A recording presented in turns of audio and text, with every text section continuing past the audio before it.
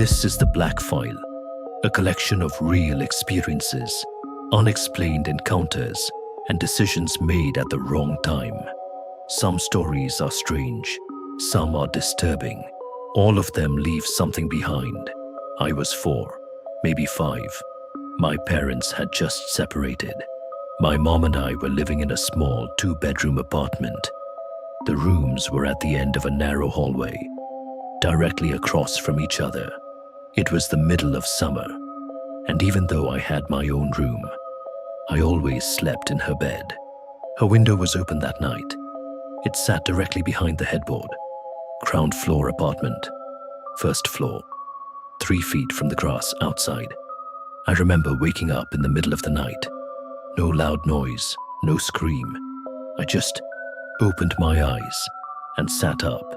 That's when I saw our cat. He was sitting in the doorway, perfectly still. That was strange, because he always slept in the bed with us. He never left at night. I watched him for a few seconds.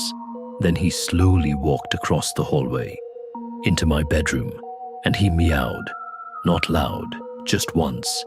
Something felt wrong, so I turned and shook my mom awake. It only took her a few seconds to open her eyes. "What's wrong?" We both looked toward the doorway, and that's when we saw him. A man, standing at the edge of my bedroom door, half in shadow, making his way out of my room. I don't remember screaming. I don't remember thinking. All I remember is how fast my mother moved. She grabbed me, ran to the open window behind the bed, and threw me out, 3 feet, into the grass. Then she climbed out right behind me.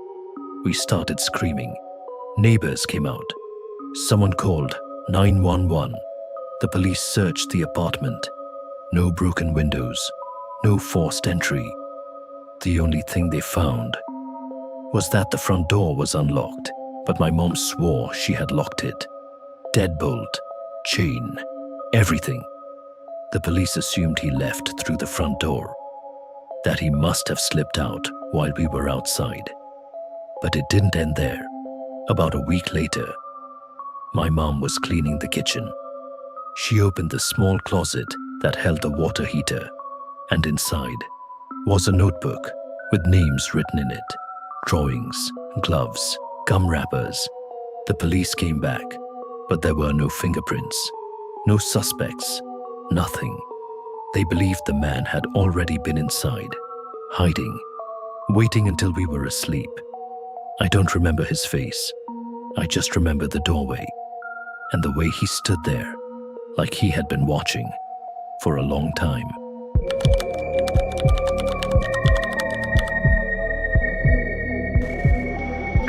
I was 12. I had just moved to my dad's house. I didn't know anyone in the area, except the family my dad was friends with. A single mom, 3 kids. There was a girl a couple of years older than me. We weren't close, but over time, we shared friends. One night, my friend Rob was over.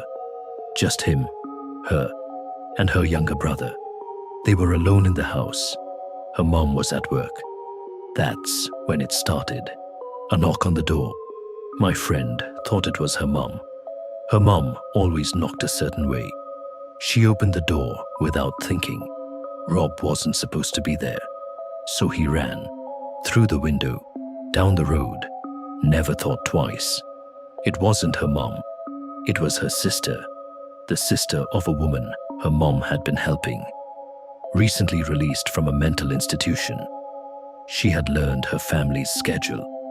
She knew when the house would be empty, and she came in. I don't know the details.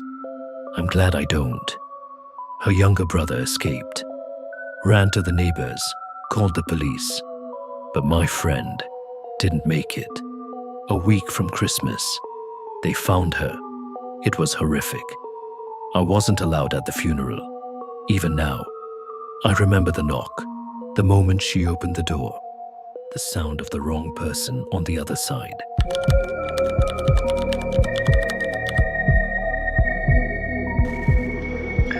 I had awesome parents. They let me sleep in the living room on weekend nights. My sister was a light sleeper. I could stay up until dawn, but I always fell asleep on the couch. Nick at night made me tired. One night, I woke up to that prickly feeling, the instinct that tells you something is wrong. I bolted upright, stared out the front window. We lived in rural Georgia. Imagine the darkness, the magnitude of trees. The moonlight was perfect, and I saw it, a silhouette in a tree. The family dog dashed to the window, snarling, terrified. I ran to my parents' room, tried to explain. There was a strange person outside. Dad grabbed something defensive, darted outside. With the dogs, I trembled in Mama's arms until Dad came back. He said he saw no one. Go to bed, he said. I decided to sleep in my bedroom. Told my sister what happened. Dad made his rounds, cup of coffee in hand. The house was still. I finally thought, I can sleep. Nope. I noticed him again, outside my window. The moonlight caught him. He gave me a shush signal and ran, straight away, into the dark. I couldn't stop crying for what felt like hours.